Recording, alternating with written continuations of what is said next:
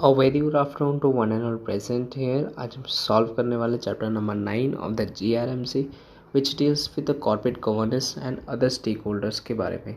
इस चैप्टर में सॉल्व करेंगे इस कॉर्पोरेट गवर्नेंस के कुछ फॉरम्स हैं एंड स्टेक होल्डर्स कंसेप्ट के बारे में पढ़ने वाले हैं। सबसे पहला क्वेश्चन आता है कंसेप्ट ऑफ स्टेक होल्डर्स के बारे में बताना है।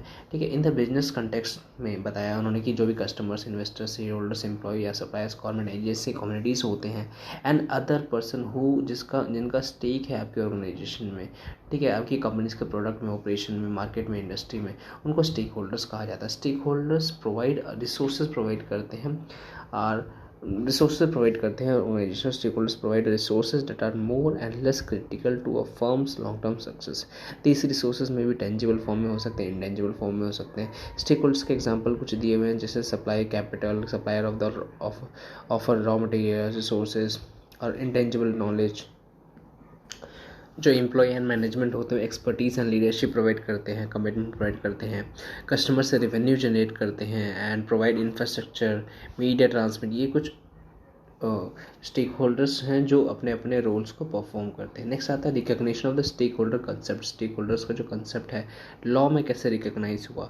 सबसे पहले stake holders concept has been reflected in the law governing the corporate for the long period के लिए। लेबर लॉस एडवाइस देता है seek to ensure the fair and equitable treatment होनी चाहिए एम्प्लॉयज़ के लिए, क्योंकि एम्प्लॉय भी हमारी ऑर्गेनाइजेशन के स्टेक होल्डर्स हैं। इन्वायरमेंट प्रोटेक्शन लॉज में ये इंश्योर किया जाता है कि minimise the negative impact environment पर बहुत ही ज़्यादा कम हो। Tax laws gives initiatives incentives to form of the tax holidays for the development of backward area. अगर बैकवर्ड एरिया का आप डेवलप करें उसके इसमें आपको टैक्स से बेनिफिट मिलेगा, टैक्स से एग्जम्पशन मिलेगा। Tax benefit is the form of the exemption for the donation made to the recognise fund and organisation. These are the मतलब एग्जाम्पल बोल सकते हैं जिसकी वजह से हमें पता चलता है कि स्टेक होल्डर्स कंसेप्ट को लॉ में रिकॉग्निशन दिया गया। नेक्स्ट क्वेश्चन आता है write a short note of the stake holders orientation.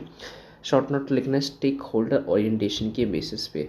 The degree to which the firm understand address the stake holders demands can refer to stakeholders orientation. Orientation comprise of the set of activities. Stakeholders orientation organization wide generation of data about the stakeholders group assessment of firm affect the groups and distribution of the information throughout the firm organization responsiveness as a whole to this intelligence. Stakeholders orientation is not complete unless stakeholders orientation मतलब होता है stakeholders की क्या orientation है, क्या value है, क्या stakeholders perception है stakeholders का through regarding the organization. ठीक है, stakeholders orientation is not complete unless it include the activity that actually address the stake holders. मतलब स्टेक होल्डर्स ओरिएंटेशन मतलब स्टेक होल्डर्स का ओरिएंटेशन सिर्फ इस बात पे कंप्लीट नहीं होता है कि वो अपनी एक्टिविटीज़ में इन्वॉल्व है, बल्कि उनकी जो भी ग्रीवेंसेस है उनको भी रिजॉल्व करना एंड उन ऑर्गेनाइजेशन स्टेक होल्डर्स को रिस्पॉन्स करे एज अ होल, इन्फॉर्मेशन उनको बताए, disclosure they, initiative and adopt करे एंड इंश्योर करे कि जो भी उनकी एक्सपेक्टेशंस हैं उनको मीट करने की कोशिश की जाए एंड पॉजिटिव इम्पैक्ट हो। तो ये जो भी स्टेक होल्डर्स के इशूज़ हैं उनके ऊपर एक पॉजिटिव इम्पैक्ट होना चाहिए। नेक्स्ट क्वेश्चन आता है discuss the stake holders concept के बारे में डिस्कस करना। Stating the principle enunciated by the Evans and Freeman ने कुछ प्रिंसिपल्स दिए थे on the stake holders concept के ऊपर। सबसे पहला Freeman define the stake holders को उन्होंने डिफाइन किया था। फ्रीमैन ये बहुत ही ज़्यादा फ्री मैन थे, इसलिए फ्री थे। इन्होंने स्टेक होल्डर्स कंसेप्ट को डिफाइन किया, बोला बताया था कि एनी ग्रुप या फिर इंडिविजुअल जो कि अफेक्ट हो सकते हैं या फिर अफेक्ट कर सकते हैं ऑर्गेनाइजेशन के ऑब्जेक्टिव से, उनको स्टेक होल्डर्स कहेंगे। ठीक है, and this concept was elaborated by the Evan Freeman. ठीक है, पहले तो फ्रीमैन ने स्टेक होल्डर्स को डिफाइन किया, ऐसे कोई भी इंडिविजुअल या फिर ग्रुप जो कि ऑर्गेनाइजेशन के ऑब्जेक्टिव से इफेक्ट हो सकते हैं, ऑर्गेनाइजेशन ऑब्जेक्टिव को अफेक्ट कर सकते हैं। ठीक है, उसको क्या बोलेंगे स्टेक होल्डर। देन साथ में फ्रीमैन के साथ एक और बंदा आया, उसका नाम था इवान एंड फ्रीमैन ने बताया कुछ टू प्रिंसिपल्स बताए थे स्टेक होल्डर्स। सबसे पहला था principle of the corporate legitimacy में बताया था उन्होंने कि जो भी corporation should manage for the benefit of stakeholders. Corporation को क्या करना है, अपने स्टेक होल्डर्स के बेनिफिट के लिए काम करना है। जो भी उनके stakeholders, supplier, employ, local communities हैं, उनके राइट के लिए काम करना है, उनके अच्छे भले के लिए काम करना है। ठीक है, एंड नेक्स्ट जो प्रिंसिपल था वो the stake holders fiduciary principle. The stakeholders fiduciary principle. Stakeholders fiduciary principles इसमें ये बताया कि जो भी ऑर्गेनाइजेशन के मैनेजमेंट है वो एज अ एजेंट काम कर रहे हैं, ठीक है, और स्टेक होल्डर्स क्या है, एज अ प्रिंसिपल है, ठीक है। तो उनको एजेंट को प्रिंसिपल के भले के लिए सोचना चाहिए, उनके लिए कोऑपरेट करना चाहिए और उनके इंटरेस्ट के लिए सोचना चाहिए। आप कभी भी स्टेक होल्डर्स के डिसएडवांटेजेस के लिए नहीं सोच सकते। नेक्स्ट है सब्सिक्वेंटली द फ्रीमैन रीडिफाइन, उन्होंने स्टेक होल्डर्स के कंसेप्ट को रीडिफाइन किया, बताया कि these groups who are very important to the survival and success of the corporation and the principles were altered rename, ठीक है।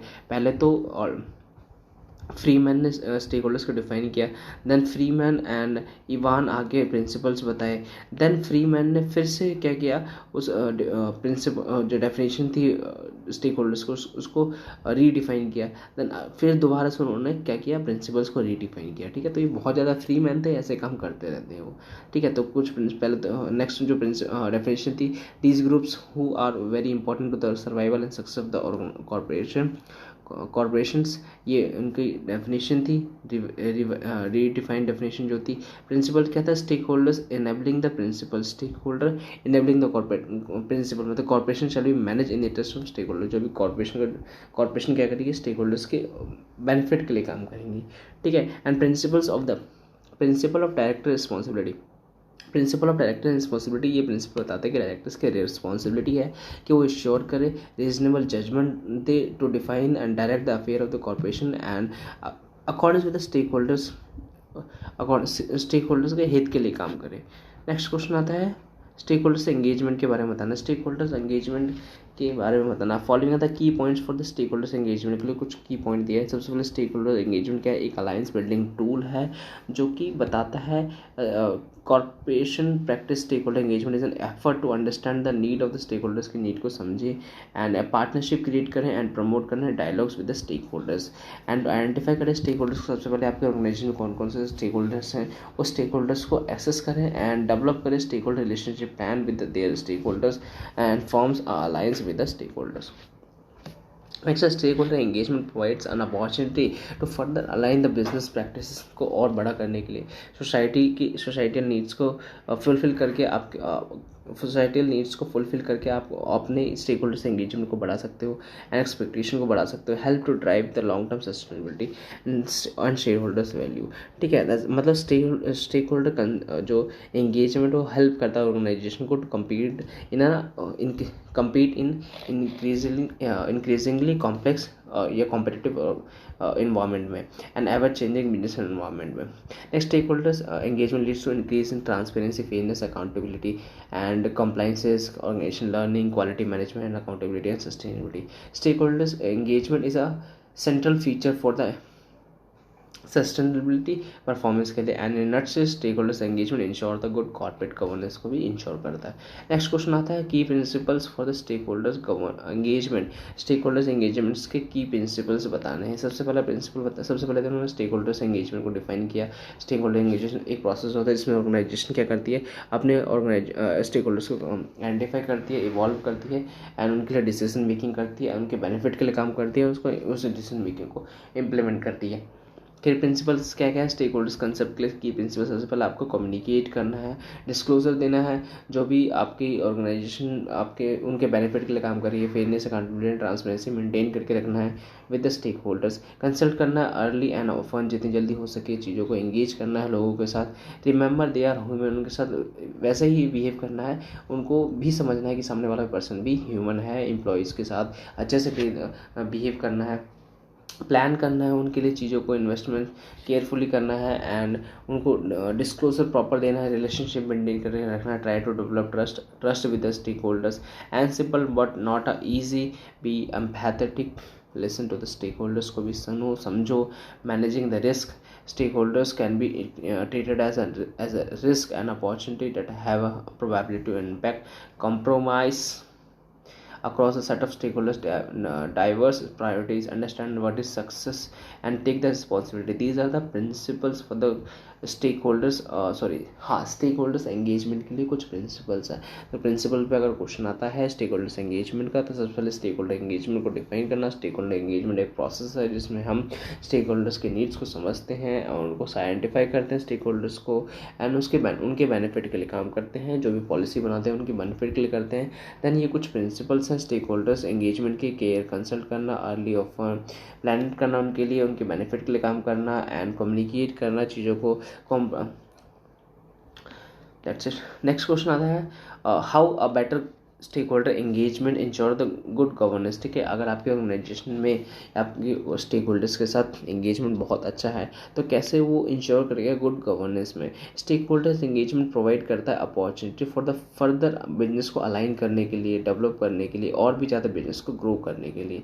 ठीक है, स्टेक होल्डर्स एंगेजमेंट हेल्प करता है with the social needs and expectation को फुलफिल करने में।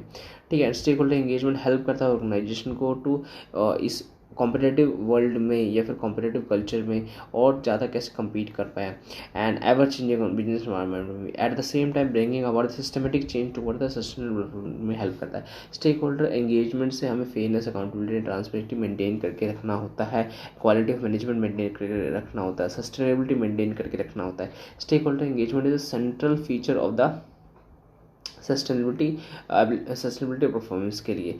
ठीक है, and in nutshell stakeholder engagement ensure the good governance को इंश्योर करता है। अगेन हमें स्टेक होल्डर्स के बारे में इसमें भी लिखना था, how better stakeholder engagement ensure the good governance. Next question आता है what do you understand by stakeholder analysis से क्या समझते हैं। What is the meaning of stake holder analysis. Stakeholder analysis is the identification of projects and activities key stake holders. ठीक है, इसमें stake holder analysis मतलब आपके organisation में कौन कौन से स्टेक होल्डर्स एप्लीकेबल हैं, क्या रोल प्ले करते हैं, क्या एडवांटेजेस हैं उनसे, क्या डिसएडवांटेजेस हैं, इनको समझना ही स्टेक होल्डर एनालिसिस होता है। ठीक है, doing the stake holder analysis can draw out the interest of stake holders के इंटरेस्ट को समझना ही स्टेक होल्डर एनालिसिस होता है। उनसे रिलेशनशिप मेंटेन करके रखना एट द आइडेंटिफिकेशन स्टेज और for the purpose of project.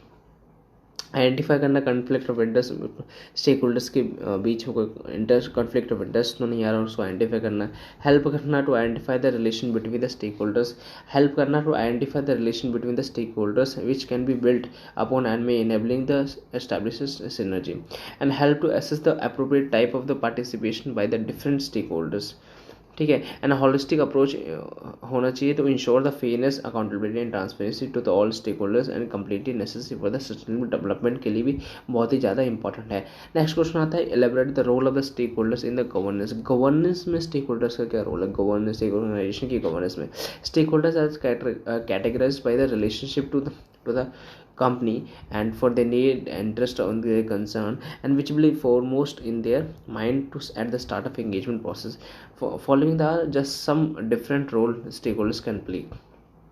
Stake holders as a governance भी हेल्प कर सकते हैं एज एकेडमिशियंस जिनको हम इनवाइट करते हैं स्ट्रेटजीज के लिए, डिसीजन मेकिंग के लिए। टेक्निकल एडवाइजर्स भी हो सकते हैं stakeholder engagement which is expert in the social environmental risk association. ठीक है, जो हमें बता सकते हैं कि कैसे हम अपने ऑर्गेनाइजेशन में साइंटिफिक एंड एथिकल चीज़ों को अच्छे तरीके से कर पाएँ। रिप्रेजेंटेटिव भी हो सकते हैं हमारे stakeholders as a representative with the stake holders and company के परफॉर्मेंस का रिव्यू करने के लिए को इम्प्लीमेंटर भी हो सकते हैं like NGOs who have partnered with the companies to implement the joint solution. In the nutshell, at the conclusion, stakeholders can only be well informed and knowledgeable होने चाहिए if a companies are transparent and report on the issue that impact the stakeholders, but both the parties have an obligation to communicate sincerely. ठीक है, both the parties मतलब stakeholders के बारे में बात भी हो रही है यहाँ पे एंड जो कॉर्पोरेट है उसके बारे में बात हो रही है। ठीक है, जो भी डिस्क्लोजर देंगे। नेक्स्ट आता है types of stakeholders. What is the understand by the term stakeholders से क्या समझते हो and different type of stake holders के बारे में बताना। ठीक है, तो अगेन स्टेक होल्डर्स मतलब जो भी हमारी ऑर्गेनाइजेशन के टच में होते हैं, ऐसे कोई भी पर्सन, इंडिविजुअल या फिर ग्रुप जिसकी वजह से हमारी ऑर्गेनाइजेशन अफेक्ट हो सकती है या जिनको हमारी ऑर्गेनाइजेशन से अफेक्ट होगा कुछ। ठीक है, उसको स्टेक होल्डर्स कहेंगे। मतलब ऐसा कोई भी पर्सन जो आपके ऑर्गेनाइजेशन में थोड़ा सा भी स्टेक होल्ड करते हैं। These groups are the influence by the people but may but they also have an ability to affect the businesses. Primary stake holders को दो टाइप में डिवाइड किया है, primary stake holders and secondary stakeholders. Primary stake holders वो stakeholders होते हैं जिनका association absolutely necessary होता है आपके ऑर्गेनाइजेशन फर्म की सर्वाइवल के लिए, आपके ऑर्गेनाइजेशन के सर्वाइवल के लिए। लाइक जो भी आपके ऑर्गेनाइजेशन के customer, employ, investors and share holders, they are the absolutely necessary for the survival of the firm. Next आता है secondary stakeholder. Secondary stakeholder do not typically engage in the transactions with the company and these are not essential for the survival। मतलब technically and directly उस company के survival के लिए important नहीं होते हैं। And this include the media, trade associations, social special interest group. Next question है explain briefly of the following thesis of the stake holder theory के बारे में बताना, मतलब प्रिंसिपल्स क्या क्या हैं स्टेक होल्डर्स थ्योरी के। ठीक है, सबसे पहले आता है डिस्क्रिप्टिव प्रिंसिपल एंड देन आता है इंस्ट्रूमेंटल प्रिंसिपल, देन आता है normative principle, then the broadly managerial. Next question आता है क्रॉक्स राउंड टेबल CRT के प्रिंसिपल्स के बारे में। सबसे पहले CRT प्रिंसिपल एक इंटरनेशनल CRT के बारे में समझते हैं। The Caux round table it is a international network of the business leader की, जिसमें क्या होते हैं डिफरेंट कंट्रीज से बिजनेस लीडर्स आते हैं, डायलॉग्स, एक्सचेंज ऑफ डायलॉग्स होते हैं एंड बिजनेस को ग्रो करने के लिए, बिजनेस को चलाने के लिए कुछ प्रिंसिपल्स बता के जाते हैं, विच इज़ फाउंडेड इन 1986 में फाउंड किया गया था। And in 1994 Cox Round Table the principle for the business around the three ethical foundations were formed। ठीक है, 3 ethical फाउंडेशन फॉर्म की गई थी for the principle for the business के लिए। ठीक है, रिस्पॉन्सिबल स्टूवर्डशिप। नेक्स्ट है Japanese concept of the kyosei. ठीक है, the living and working for the mutual advantages, respecting and protecting the human dignity. ये 3 प्रिंसिपल्स जो है फॉर्म की गई थी in the Caux round table. Next are these principles are recognized that while the law of the market forces are necessary and they are insufficient guide for the responsible business conduct, the Cox Round Table believed that the world business communities should play an important role in improving the business, the economic and social condition, and the CRT believed that the principles for the responsible business provide necessary foundations for the fair, free and transparent global societies के लिए। Next आता है the CRT के principles क्या क्या हैं for the responsible business के लिए, क्या क्या प्रिंसिपल्स हैं CRT के। सबसे पहले CRT के को डिफाइन किया है, CRT से worldwide vision for the ethical and responsible corporate behaviour के लिए and serve a foundation for the action of the business leader worldwide। Aim of the CRT principles का क्या aim है? As a statement of the aspirant and CRT principles aim to express a world standard against which a business behavior can be measured। Cox Roundtable has sought to be begin a process that identify the shared values and differing and reconcile the differ value and they were developed to shared perspective on the business behavior। Next है CRT principles for the responsible business conduct के लिए principles बताए थे and principles के साथ साथ 4 ethical और उन्होंने साथ साथ कुछ फाउंडेशंस को भी फॉर्म किया था। ठीक है, for the ethical norms and for the ethical norms for the acceptable business behaviour के लिए कुछ प्रिंसिपल्स हैं। Following are the this principal.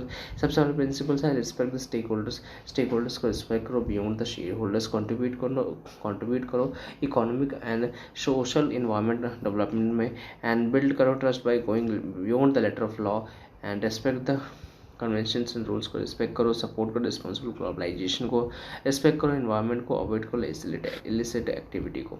ठीक है, सबसे पहले रिस्पेक्ट करो स्टेक होल्डर्स को, रिस्पेक्ट करो कन्वेंशंस को, रिस्पेक्ट करो एनवायरनमेंट को एंड रिस्पेक्ट करने वाली बात हो गई। ठीक है, अवॉइड करो इलिसिट एक्टिविटी को, अवॉइड करो एंड उसके बाद लॉ को कंप्लाई करो by going beyond the letter of law, उसके बाद कंट्रीब्यूट करो इकोनॉमिक सोशल डेवलपमेंट में and support the responsible globalization. Next आता है डिफरेंट स्टेज ऑफ क्योसी के एक फाउंडेशन जो कि रिफॉर्म हमने बनाया था किसमें, रिस्पॉन्सिबल बिजनेस कंडक्ट में for the Caux round table. Kyosei is the Japanese technique which meaning spirit of the cooperation. Spirit of cooperation मतलब म्यूचुअल अंडरस्टैंडिंग में सब मिलकर विकास करना, सब मिलकर काम करना, सारे मिलकर काम करेंगे and which means living and working together for the common goal के लिए, फिर कॉमन गुड के लिए। But in a broader sense it may be define as all the peoples regardless of the race, religion, culture, harmonious living and working together inter future. Stages of kyosei के 5 stages total हैं। Kyosei के first stage total 5 stage है। First stage में बताया कि ये company must work to secure और predictable stream of the profit, इसके लिए काम करेंगे। ठीक है, फॉर द मतलब फर्स्ट स्टेज में ये बताती है कि जो कॉर्पोरेट है वो फॉर द प्रॉफिट मेकिंग के लिए काम करेंगे, फॉर द सर्वाइवल के लिए काम करेंगे। सेकंड स्टेज में बताया था कि मैनेजर एंड वर्कर रिजॉल्व करेंगे to cooperate with one another, ठीक है, साथ कोऑपरेट करेंगे। थर्ड स्टेज में बताया था कि in the third stage this sense of cooperation is extended beyond the company to encompasses the customers employers के बारे में बात करेंगे। फर्स्ट स्टेज में प्रॉफिट के बारे में बताया, सेकंड स्टेज में कोऑपरेशन के बारे में बताया कि मैनेजर के साथ कोऑपरेट करेंगे। थर्ड स्टेज में बताया कि हम जितने भी स्टेक होल्डर्स हैं, कस्टमर सप्लाई कम्युनिटी, उनके ग्रुप्स, उनके बारे में भी सोचेंगे। फोर्थ स्टेज में बताया कि at the fourth stage the company takes the cooperative spirit beyond the national boundaries के बियॉन्ड, ठीक है, first beyond the national boundary, जितने मतलब प्रॉपर उस कंट्री में रह के हमें काम नहीं करना है, हमारे उस कंट्री के बाहर जितने भी हमारे स्टेक होल्डर्स हैं उनके बारे में सोचना है, सम ग्लोबल इम्बैलेंसेस को मेंटेन करना है। ठीक है, and it begin to take care all the direct stakeholders including the local communities. Next fifth stage में बताया कि कंपनीज रियली अचीव द, मतलब इसमें बताया कि जो भी toward the rectifying the global imbalances को रेक्टिफाई करना, argue with the national government, national उस कंट्री के गवर्नमेंट्स के साथ मैनेज करके इन्वायरमेंट इम्बैलेंसेस को मेंटेन करना। नेक्स्ट क्वेश्चन आता है, discuss the Clarkson principle of the corporate stake holder management. Stake holder management, stake holder management, stake holders management, stake holders को मैनेज करने के क्लैक्सन के कुछ प्रिंसिपल्स थे। Clarkson principle which is merge with the project undertaking by the centre for the corporate social performance and ethics ने बताया था। पहला प्रिंसिपल ये था कि सबसे पहले मैनेजर्स ये जो क्लैक्सन के जो प्रिंसिपल्स हैं स्टेक होल्डर्स मैनेजमेंट के लिए, ये मैनेजर्स के लिए हैं। मैनेजर शुड एक्नॉलेज करेंगे एक्टिविटी एंड मॉनिटर करेंगे concern of the stake holders. Next principle है managers to listen and openly and communicate stake holders को डिस्क्लोज करना है, उनकी प्रॉब्लम्स को सुनना है। थर्ड प्रिंसिपल है managers should adopt the process and mode of the behavior that are sensitive to concern capability. Managers should recognize the interdependence of the efforts toward the among the stakeholders. Next, fifth step, managers should work cooperatively with the other entities and public, and whether public or private. Next principle है managers should avoid the altogether activity that might jeopardize in line with human rights को affect करे, ऐसे काम को नहीं करना है। Managers should acknowledge the potential conflict between their own role as a corporate stakeholder and their legal moral responsibilities. Next question आता है, better stakeholder engagement ensure the good governance को इंश्योर करता है कि अगर आपका स्टेक होल्डर एंगेजमेंट अच्छा होगा, स्टेक होल्डर से एंगेजमेंट अच्छा होगा तो गुड कॉर्पोरेट गवर्नेंस भी होगा। ठीक है, मतलब एज अ एम्प्लॉई एक स्टेक होल्डर्स है उसके कंटेक्स्ट में बताना है। ठीक है, तो हमें पहले पता one of the important and primary stake holders employee को माना जाता है। And employee for the long term success के लिए ऑर्गेनाइजेशन में बहुत ही ऑर्गेनाइजेशन की लॉन्ग टर्म सक्सेस के लिए बहुत ही ज़्यादा इंपॉर्टेंट होते हैं। And employee possess the skill and knowledge होते हैं उनके पास which are specific for their particular corporation and moreover employee care about the wide range of decision within the corporation. Stakeholder engagement से क्या fairness, accountability and transparency, responsibility, ये सारी चीज़ें बढ़ती है। Stakeholder engagement is the central feature of the sustainable performance के लिए एक सेंट्रल फीचर भी होता है स्टेक होल्डर एंगेजमेंट। नेक्स्ट आता है employees participation in the corporate governance system can be founded in many countries the corporations throughout the world wide. मतलब हमें डिस्कस करना some of the important examples for the ensuring the good corporate governance by the employ. ठीक है, employ कैसे good corporate governance को ensure करते हैं। ठीक है, the employees are the participation in the corporate governance system में पार्टिसिपेट करते हैं। Following are the some important example for ensuring the good corporate governance by the employ. ठीक है, राइट टू कंसल्टेशन, ठीक है, एम्प्लॉयज़ के साथ कंसल्ट करो and where the employ must be considered on certain management decision में। ठीक है, मतलब आप अगर कोई भी ऐसा डिसीजन ले रहे हो जो एम्प्लॉयज़ के लिए है, ठीक है, एम्प्लॉयज़ के बारे में ले रहे हो तो आप उसके लिए एम्प्लॉयज़ से कंसल्ट करो। देन आता है राइट टू नॉमिनेट और vote for the supervisory board members के लिए, मतलब कोई आप एक एम्प्लॉयज़ के लिए कोई सुपरवाइजरी सेलेक्ट कर रहे हो या फिर बोर्ड ट्रस्टी सेलेक्ट कर रहे हो, तो उसके लिए आप नॉमिनेशन के लिए भी आप कंसल्ट करो किसके साथ, एम्प्लॉयज़ के साथ। कंपनसेशन प्राइवेटाइजेशन के अगर कुछ कर रहे हो तो एम्प्लॉयज़ के साथ हेल्प कंसल्ट करो। पार्टिसिपेशन इन द कैपिटल में पार्टिसिपेट करो, एम्प्लॉय में भी partner in the capital contribution like ESOP scheme के थ्रू।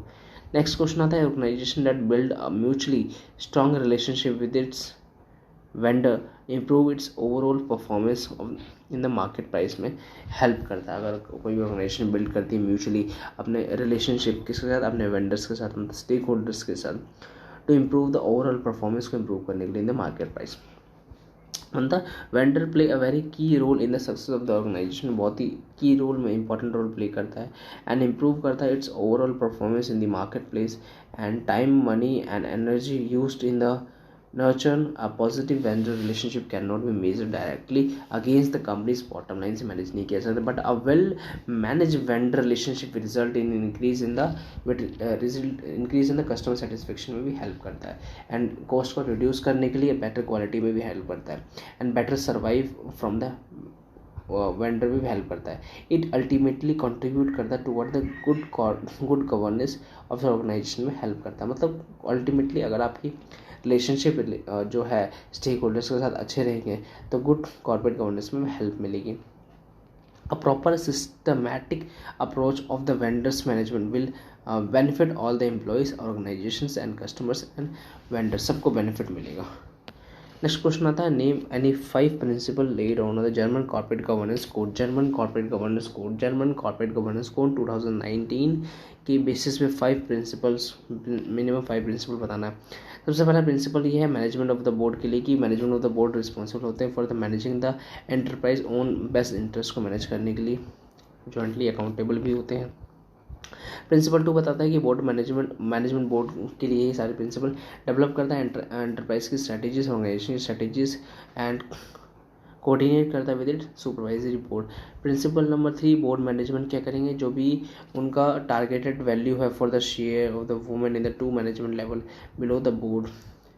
नेक्स्ट प्रिंसिपल नंबर 4 है responsible management of the risk arising from the business activity require an appropriate and effective internal control होना चाहिए and risk management system होना चाहिए।